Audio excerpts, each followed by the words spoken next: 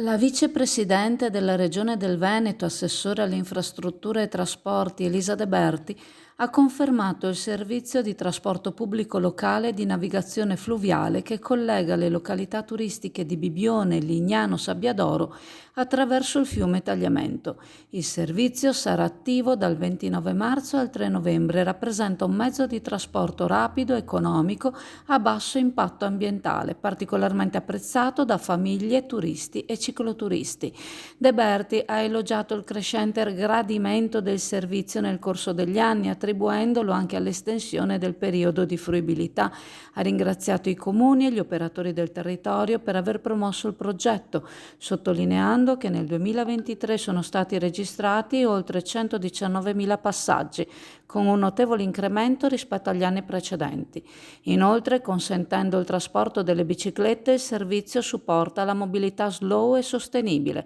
valorizzando le ciclabili esistenti e promuovendo il turismo locale. La vicepresidente ha ringraziato la Regione Friuli Venezia Giulia e i comuni di San Michele al Tagliamento, Lignano, Sabbiadoro per aver aderito alla sperimentazione anche per il 2024, evidenziando la collaborazione tra enti per offrire un servizio di valore ecologico e culturale che valorizza i luoghi suggestivi del territorio anche al di fuori della stagione estiva.